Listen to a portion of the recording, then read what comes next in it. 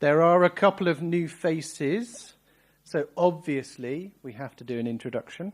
We already know some of our favourite films, but there are two people on the panel that you haven't seen so far. One of them is Giri, and I asked Giri, tell me what your favourite movie is, and it was a big surprise, I have to be honest.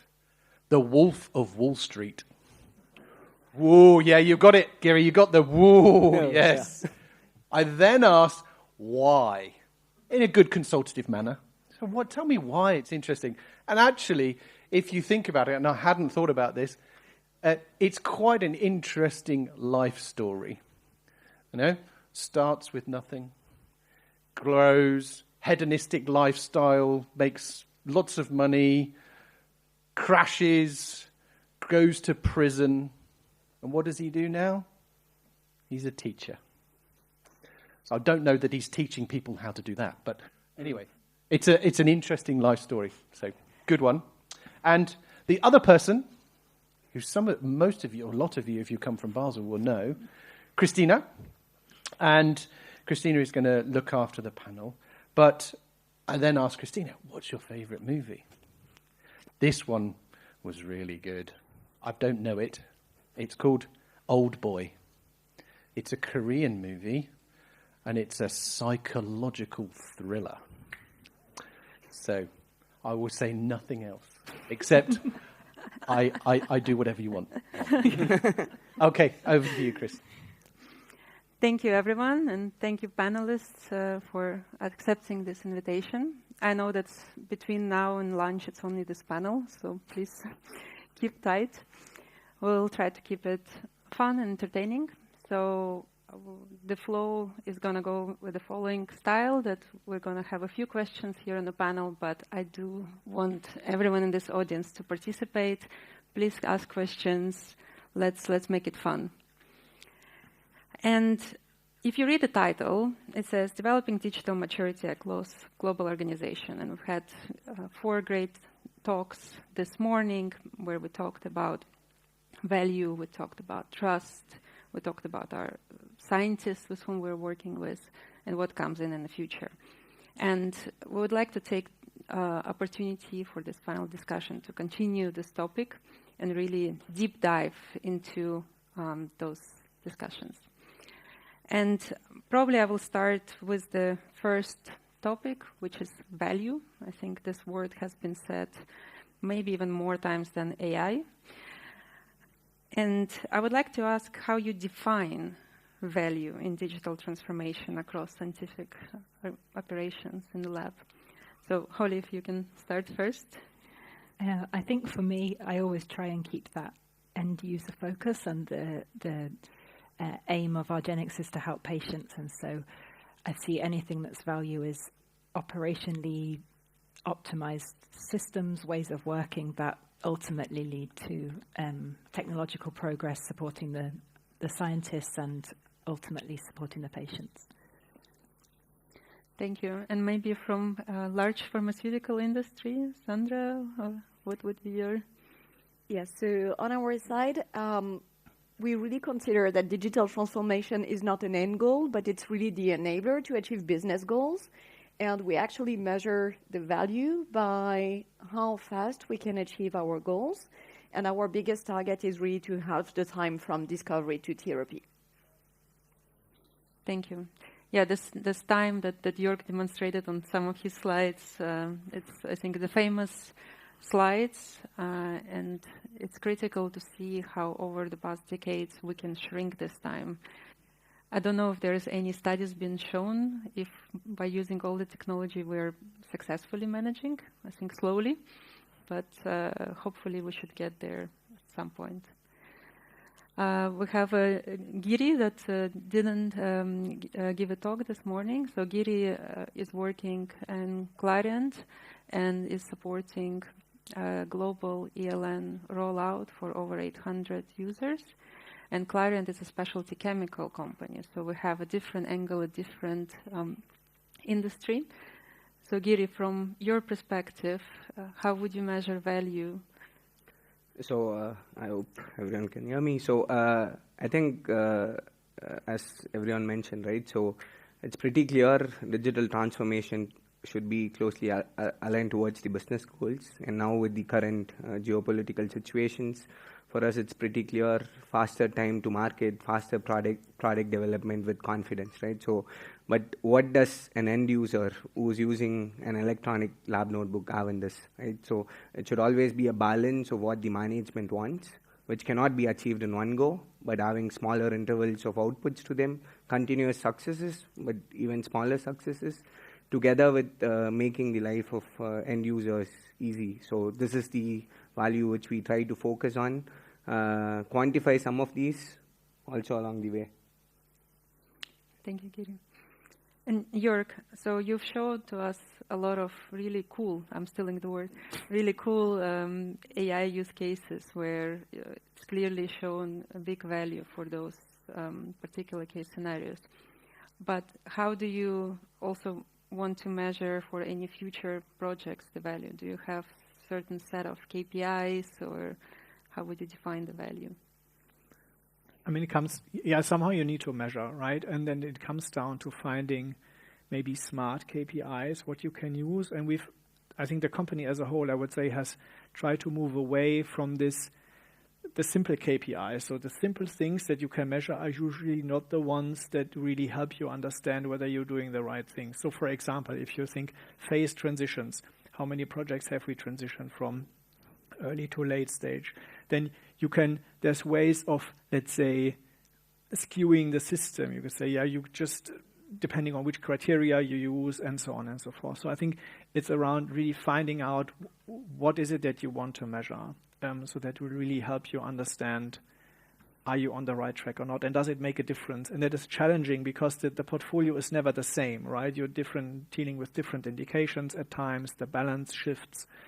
So I think it's really hard to do, but then you can measure cycle times, for example. So how long, if you have a well-defined metric of how long do you need for early tox, or how long do you need for phase 0 study, or how long do you need to progress from a target to you have a lead candidate and things like that. And if you have established criteria, then you can really measure that.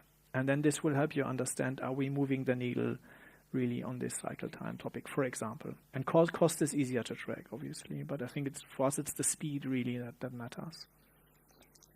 Thank you. Yeah, I agree with you that when we're trying to measure the value, it's not always easy for every program, and defining those sets of KPIs early on and really trying to measure against them to see if everything what we've done really brings the value, which is not only cost or time, that's really important.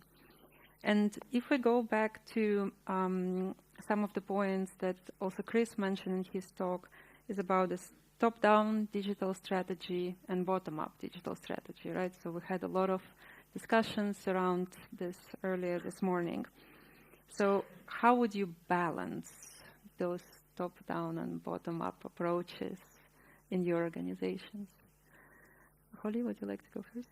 I think I feel quite lucky on this one that we're quite aligned that we've got the support from the top management, that the lab is key and that it needs to be supported, and we need systems and ways of working that help that. So really I feel empowered to be able to give use cases and examples from the lab of what discovery needs in terms of strategy, obviously listening to the strategy from the top down as well, but working with stakeholders who are all ultimately invested in the science first, business second. And so I think that really helps to be able to have constructive discussions to highlight the needs of discovery. And actually, we're given the go-ahead to say, how does discovery need to work and how can we make sure that that's enabled? So, I feel lucky for that one at argenx. Thank you. And then if we take more big pharmaceutical industry perspective, Sandra? Yeah, so as I shared earlier, I think it's not one or the other. We have to do both, right? So the fact that we were able to really implement the design thinking approach with the desirability, feasibility, viability criteria help us to make sure that going after the top-down strategy goal, it's a no-brainer. but also having a framework where we can identify what are the use cases that we want to push from more bottom-up approach. That's really how we are able to make both of them together. Thank you. Yeah, it's always very difficult, depending on the organization and the organizational mindset, to work on balancing those different approaches to define the value. And then maybe if we shift to the next part, when Suchi today asked the audience how many of you are scientists, I've seen a lot of hands, and how we can support our scientists, right? Because that's at the end what is driving all our organizations is science first. And we would like to understand how we can ensure that all those digital systems, they actually help scientists and not just extract data from them, time from them, but really what is the value for scientists, what is in there. Jörg, maybe if you can share your thoughts. I'll try to be brief. So let's see. I mean, right, with these solutions, there's, like Sandra said, there's no one-size-fits-all solution. So I think that comes in different flavors. So, and the term we've been using, it's just what resonated, I think, with us is like this everyday stuff, where people will ask what's in for them, right? What do they get out of this? How do they become more efficient? And will the AI take their job? Most likely not, right? So make it accessible to them. And it's important to do that in a compliant manner. So, for example, there's all sorts of considerations around IP using with the GPTs and the other types of solutions. So there's things that where it's useful to help people understand what is the frame that we are sort of operating in, which data can be used for what, and not every data can be used for all purposes, particularly when you talk about Gen AI. So to make this accessible to them, to have a platform or whatever, solutions in place that really help them to get things done quickly, because they do this privately. They may use just ChatGPT, and it should be easy and similarly low entry hurdle. And then there is maybe the bigger things that not everyone would be able to do him or herself, or this goes across labs or even across organizational units. And then it needs, I think, some more governance to really make sure this is all aligned and we get the value out of it, so that it actually does things, and we're not just sinking cost for some special solutions, for example. So I think it needs a combination of things, always does. Mm-hmm. Thank you. And if we would look more in the chemical industry, how would you work with the scientists? Yeah, so one thing which is clear, right? So at the end of the day, you want the users to be using the tool, right? So we pay a lot of money for the license. So what we have tried as an approach is, so as much as we try to balance out what the top management wants, in a longer term, short term, what does the user get out of it, right? So this is also reflecting what the fellow panelists said. So we work lately a lot on trying to leverage the value of descriptive analytics, right? So we are talking about a future of predictive AI and all of that. But what has worked quite well in helping the users perceive their benefits short term is trying to directly go and search for data, visualize data, very simple plots to help them understand what correlates what, right? So this has helped us quite a lot, I can say, and also in terms of aspects around efficiency, right? Is there a way to quickly analyze the data which they get out of the device? First of all, having some automation workflows to integrate devices directly, to quickly support them in things like report generations.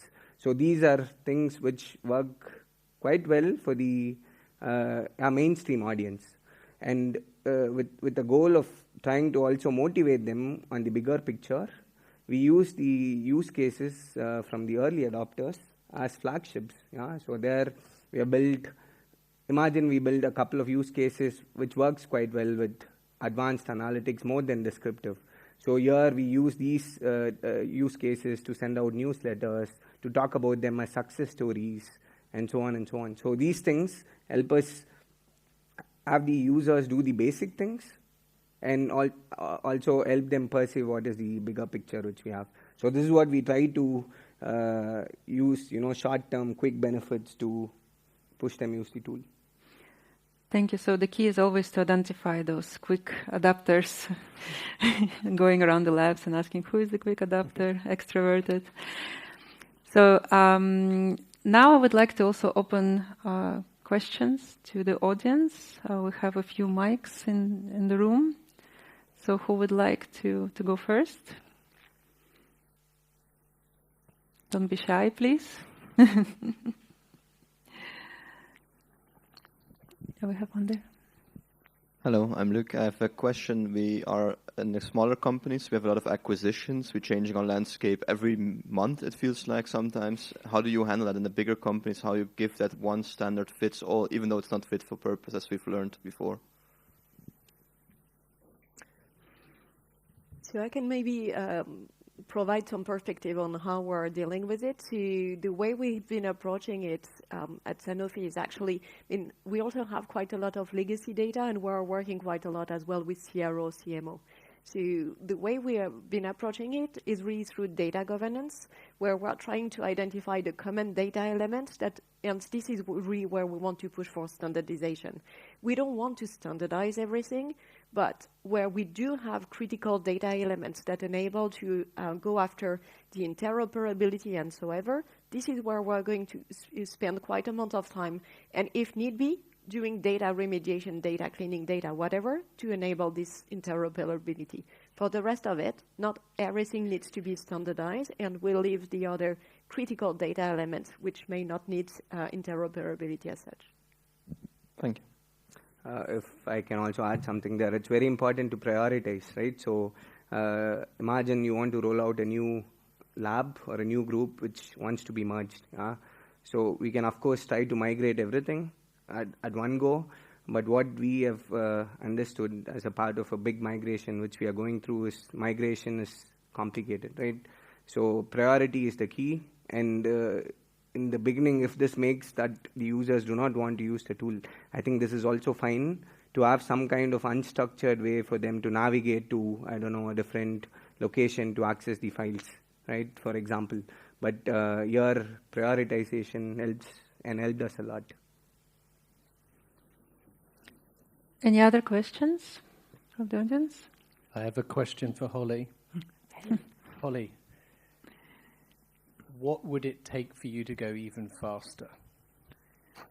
I think something that I'm really working on at the moment is just building up a picture of stakeholders, status quo, where we're at, what the baseline is. So I've spent the last 3 or 4 weeks talking to who I think are all the stakeholders, getting a picture of who should be involved. And I think what's really going to make us fast is trying to get to general processes and optimized ways of working, so that if there's a request for a new piece of software, a server, something specific, as soon as that request comes in, we know to include XYZ people. We have potentially maybe a form that collects all the information that we know we'll need from discovery, we know we'll need from the informatics team. And so rather than it being this, I've got a request and then a scramble for who to support and a different process or a different people each time, we're aiming for nice, clean processes, repeatable processes, and then hopefully that will kind of get the day-to-day turnaround and support times down, and it frees us up to focus on the fun projects and the juicy stuff. Thank you. Do we have another question from the audience? Arndt? Yeah, thanks. Hi, Arndt from Syngenta. So I would be interested in your opinion.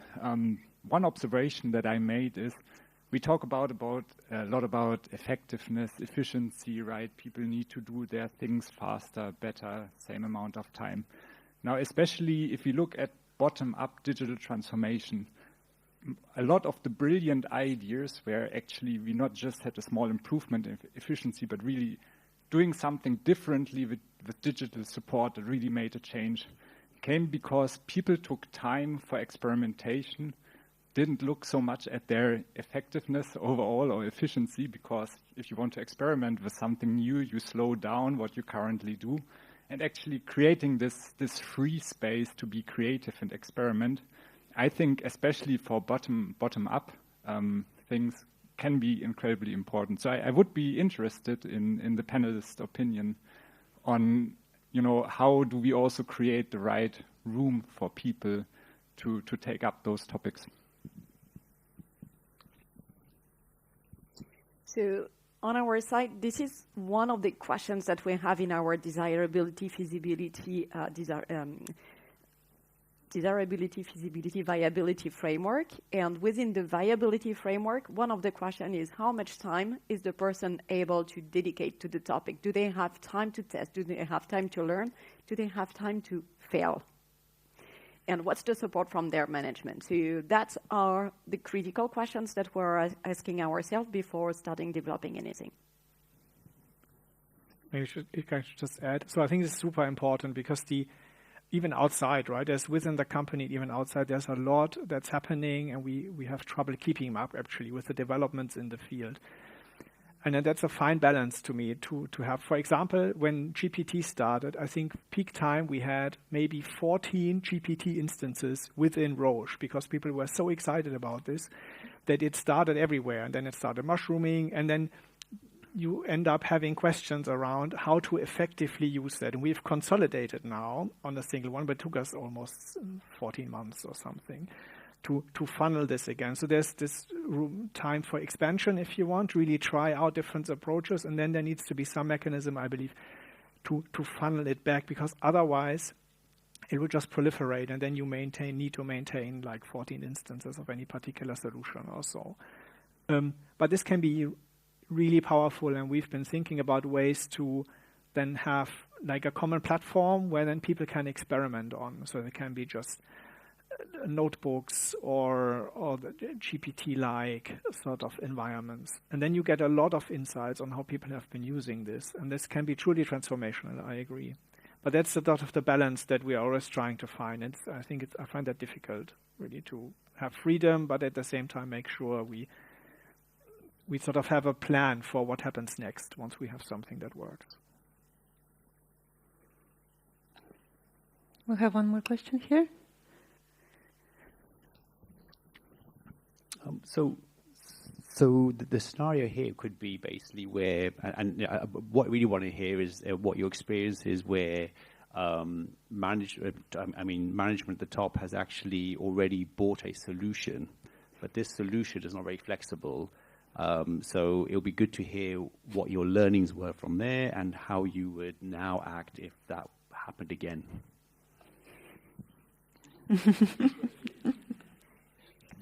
I have an example of, I think, where we kind of implemented part of a solution that really didn't quite work for discovery.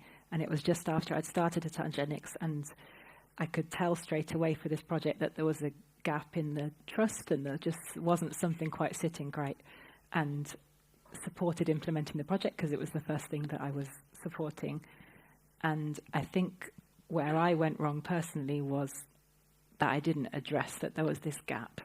And I think after the project had finished, I sat down with the team leads from the discovery and others and said, what didn't work there, learnt from, and effectively it came down to being listened to rather than being told that this solution was going to be implemented and this is how we're implementing it.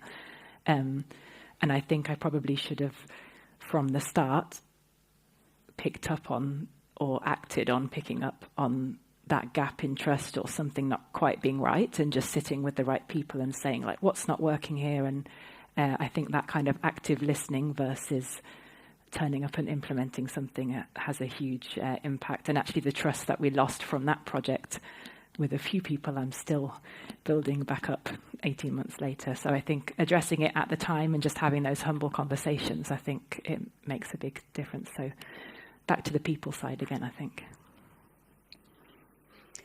From our perspective, I think the first thing is to recognize that if senior management has signed some $1 million contract, it's very difficult to move away from it.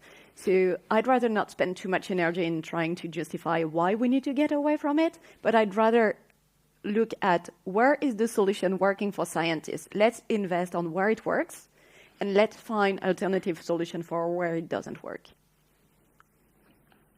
So in our case, we had an example, but not with the tool selection, but with the technology selection. Yeah? So the way the platform has been hosted, so this was a decision which was made way before I started with Clariant.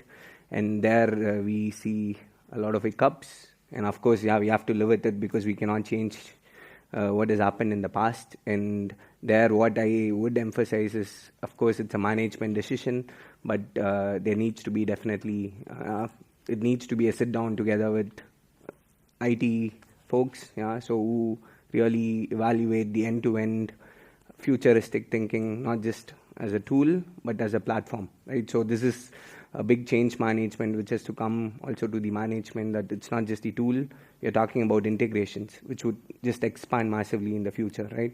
So this is something which they have to eventually understand and probably proactively decide before. Maybe one spin to this could be, so we're seeing this, I mean, there's this tool discussion, Robert, that comes from the upper management. What we see a lot is now the scientists coming to us with AI solutions that they have seen somewhere, and they want to use them, and they think it's the best thing since sliced bread. This happens all the time.